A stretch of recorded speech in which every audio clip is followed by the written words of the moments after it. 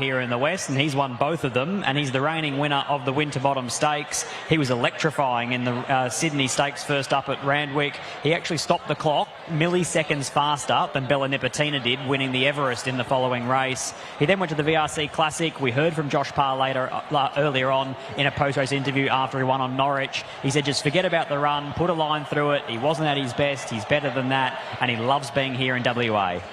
And wow, what a standard to start this. You know, talking about all of these horses here, it's going to set the bar very high. Looks absolutely stunning. Dappled throughout. Is just at home. Look at him just making sense of the track out there. The 2 is a Western Empire for Grant Alana Williams. Willie Pike in the saddle. He was a wonderful 3-year-old, he was a wonderful 4-year-old, and then he lost his way for a long while, and now he's back here in the West, and he's back at the peak of his powers. He won a Northern Stakes, he won a Belmont Sprint, he resumed first up this campaign over 1,100 metres in the Colonel Reeves. He was beaten 3/4 of a length by Rope Them In that day, but he gets a 3.5 kilo weight swing on him for a 3/4 length margin, and from barrier number 4, Willie Pike will be looking to sit midfield with cover, stalk this hot tempo and burst through late. Very professional he is too, walking around very nicely, strides out lovely and looks immaculate in the coat.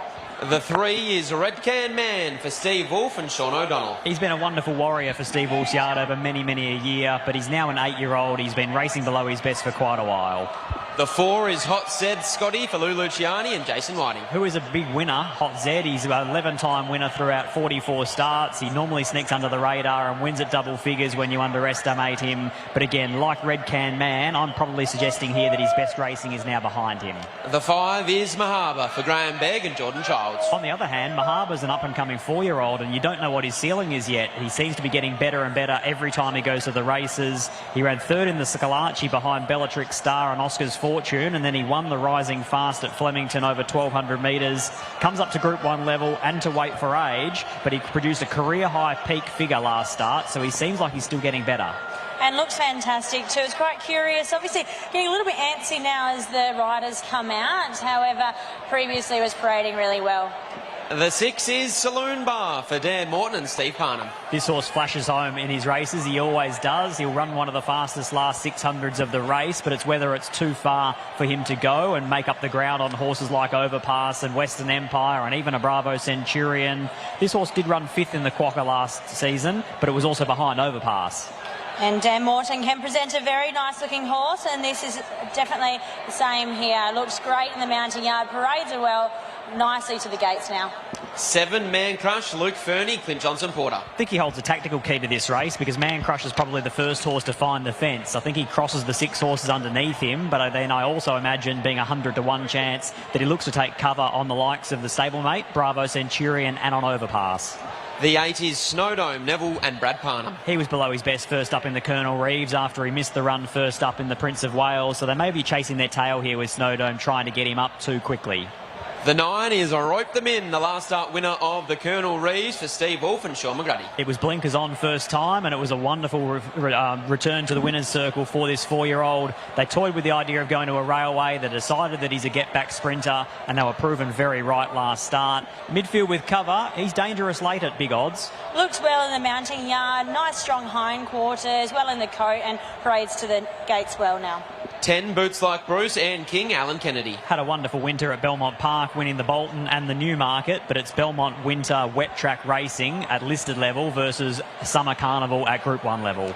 11 Bravo Centurion looking to make it 7 in a line for Luke Fernie and Chris Parnham. Absolutely amazing. This horse, the final day of July, broke his maiden status at Belmont Park first up. He hasn't been beaten in this campaign. He's gone 6 from 6 undefeated, and he's gone from a maiden to a Class 1 to a grad to a 72 plus listed victor, Group 3 victor. Every time they raise the bar he gets better, but gee, this is an ask. And he's a beast of a horse too. Such an athletic looking individual, looks gorgeous. The 12 is Rockin' Rupert, one of the outsiders for Sean and Jake Casey, Lucy Fiore. I think he can run a cheeky race here at 60 to 1. I'm not suggesting Rockin' Rupert can come out and win this, but if you go off his run in the Colonel Reeves where he flashed home late behind Rope Them In and Western Empire, if he got a nice soft run 3 back the fence, he could burst through and run 3rd or 4th at big prices. 13 Almighty Class, Mitch Pateman, Jared Noski. I think he's the WA X factor here. He's peaking as a 4-year-old. He had no luck last start when wide throughout, and he maps to lob 1-1. 14, Kripolenko, Greg Buglehole, Pat Carberry. Great story being a homebred horse, but ultimately he's not as good as the rest of these horses. 15, Lady Laguna is $4.40 into $4 for Annabelle Neesham and Rob Archibald. James McDonald in the saddle. Barrier number one's an awkward part for this mare for mine. If she gets crossed early by Man Crush at 100 to 1 and she's 3 back the fence following him, you'll need the brilliance of James McDonald to get out of a pocket. Looked magic here too. Glowing in the coat, is shining, presented very well and knows business.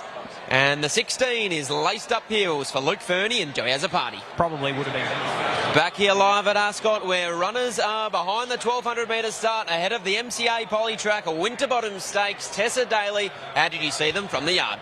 Wow, this is a very tough decision, boys. It makes it very hard when you're in Group 1 company here. Overpass obviously looking exceptional, but going to go with one of our local hopes, Bravo Centurion, Luke Fernie and Chris Parnham. Love the look of this horse. It's such a strong, athletic looking individual and hopefully can get it done as well today.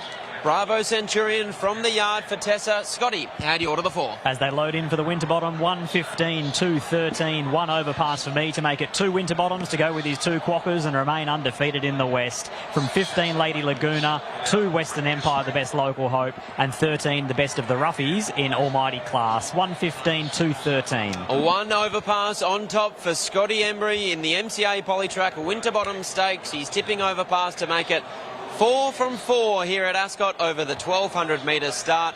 Runners are joining the line well as we hand you upstairs to Darren McCauley for the call of the 2024 Winterbottom Stakes. He looks well out of it against this elite level, but has certainly come a long way with Annie King. Overpass down here being towed down by Josh Parr.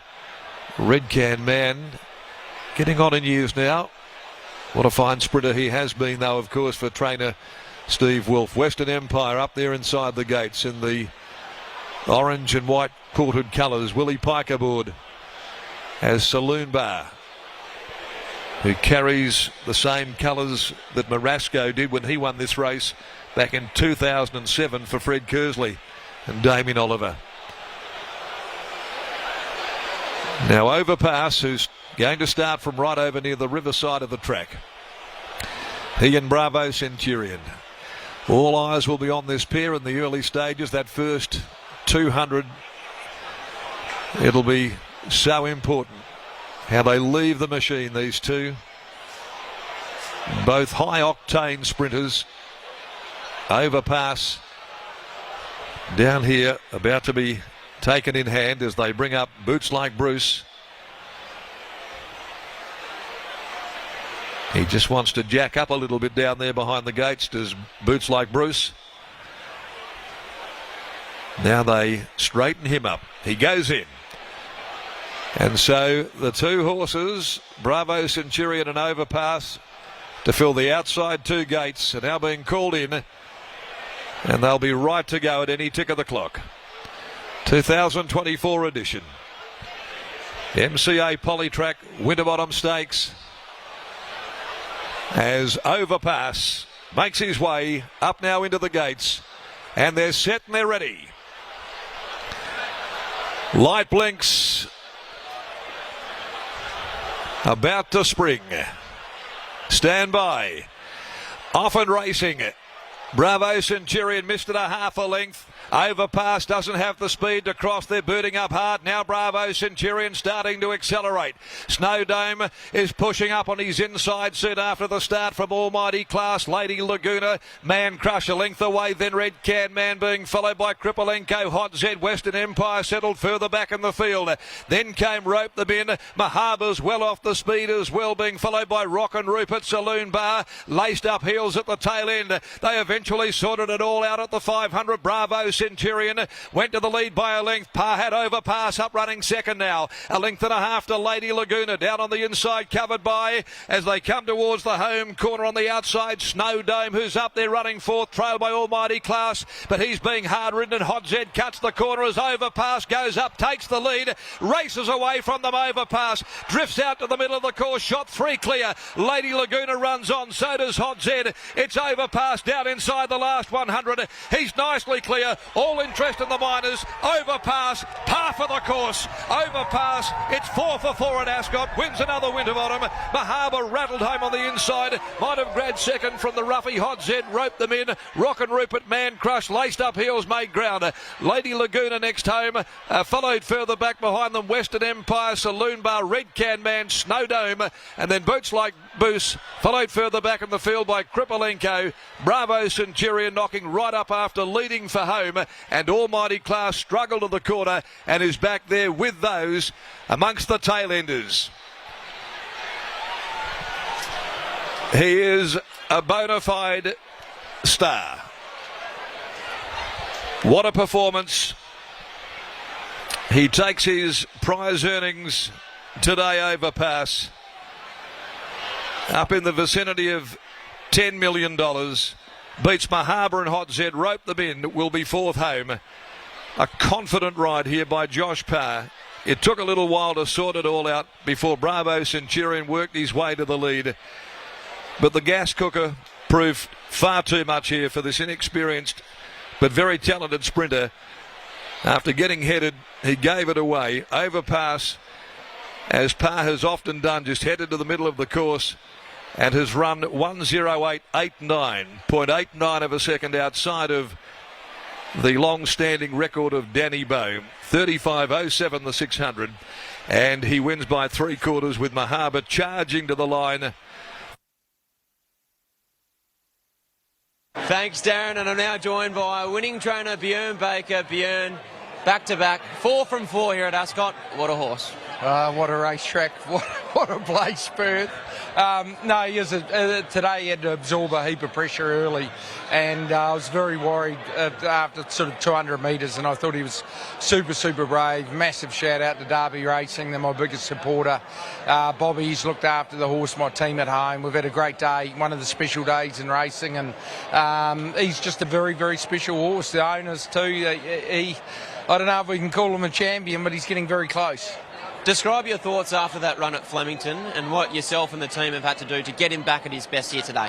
Yeah, I must say, I sort of he's been super consistent. He's probably had a 1 or 2 runs off, and I guess it didn't quite work out that day. And I looked at the race; it wasn't quite. Maybe 1 or 2 things went against him, but he wasn't good enough on the day. But he's been able to bounce back, and Josh gets on with him so well. And no, a very special day. Björn, I know you love the Aussie dollar more than anything, but Western Australia's pretty good. Great city, great place. I tell you, I had a bad week last week and I enjoyed that thoroughly. So it's amazing racing, amazing to be here. I'm very grateful. I can't make my Australian citizenship ceremony on Australia Day, 26th of January, because I'll be in New Zealand with the horse show, so I've had to delay it. Then I'll formally become one of us. Well done, well deserved. Thank you. There's Björn Baker taking out the Winterbottom Stakes. We were lucky enough to catch up with Björn Baker prior to the break, but here's Scotty with the winning jockey, a man that absolutely loves WA and in particular Ascot and Overpass. Here's Joshy Parr. It's the undisputed king of the Ascot 1200, and I'm not even talking about Josh Parr, I'm talking about Overpass. This horse, he is just a marvel. Yeah, he certainly is, and I would correct you too if you did say it was me. The horse needs all the credit for this. He just keeps showing up and performing for us. He's just an absolute marvel, and I adore him. First time you came here was for a quokka, then a Winterbottom, then a quokka, now a Winterbottom again. And he seems like he's just the same old horse from the same old position. You keep finding the breeze and you keep monstering them. Yeah, exactly right. He's just, as I've said to you before, he's such an easy horse to trust. We can bang him out of the barriers, we put him on speed, he travels and he lets go. And this track's actually perfect for him. Obviously the shortish straight, a really well cambered corner, and I must say this track today, it's absolute perfection. You see the times they're running, that's suggestion of just really good ground. Like it's nice and firm and quick, but it's absolutely perfection. So well done to the team here. Obviously the talk during the week, you drew 16, Bravo Centurion drew 15, who was going to cross who, but in the end it probably panned out exactly how everyone thought. I think so, yeah, and interestingly, he's Overpass's usual barrier speed the only thing that concerned me about the setup was if I jumped half a length in front of Bravo Centurion and just how it panned out from that position. However, Overpass just scrambled slightly out of the barrier and it put us on the back foot. So I needed that card across after that happening to obtain the position and then get a hold of him. So once that played out, it actually worked out perfectly. I know there was tactics thrown around here, there and everywhere all week. There's stables suggesting the only thing they were interested in was drawing inside Overpass and all this nonsense, and he just turns up here and smashed him again. What about the trust you have in him? At the top of the home straight, you just allow him to do what he wants, and if he wants to run up the track, just off you go? Yeah, it's interesting. He doesn't particularly do that anywhere else, and I don't allow him to do that anywhere else. He gets to about the 500 metre point here, really lifts up underneath me and starts to tow me into the race, and you see him go on by the leader, like he's full of running at that point. And just drifts out and then reaches his top speed, so I don't dare get in his way, put it that way. One more before I let you go. Obviously, we talk to you a lot, we talk to Bjorn a lot, but for Bobby too, it's a massive trip over here. Does a wonderful job. Oh, most definitely. Look, I'm lucky enough to stand here and talk to you and cheer and celebrate, but the hard work that Bobby and the team at home put in is just remarkable. Bjorn's a remarkable, a magnificent trainer, preparing this horse. He's got the absolute right key to it. He got a big winner at Caulfield today, and he did remind me of that pre-race. I said, listen, I'll take care of the Group 1. That gazumps the Caulfield winner. Welcome back to the West, and thanks for taking the money again. Thank you very much. There's Josh Parr. What an absolute superstar he is, Scott. He combines with Bjorn Baker yet again, and an absolute champion horse in Overpass. 4 from 4 here at Ascot, and gee, Scott, he looked like the winner from a long way out. I just love the way that he tracks a high tempo like that and just explodes, Lockie. At the point of the home corner, the race is over. We're talking about a weight for age Group 1, $1.5 million race. He's done that to us Western Australians 4 times now, Overpass. And when you look at the beaten margins, for a Bravo Centurion, he finished last. Didn't beat one home, the leader. And the horse in the breeze has gone on to win the race. He is so, so good. Mahaba in second was enormous. He was slow out but flashed late. And the old boy, Hot Zed, he ran third at any old odds. He does that every time you raise the bar with Hot Zed. He ran a bottler last year in the Winterbottom. He ran out of his skin in the Quokka. He's just an out-and-out trier, Hot Zed. You wouldn't get one better than him. But all honours to Overpass and his connections. Bjorn Baker and Josh Parr, they are just flat out good for racing. They're good people. They entertain the sport. And it's great to see them once again taking out the Winterbottom Stakes of 2024.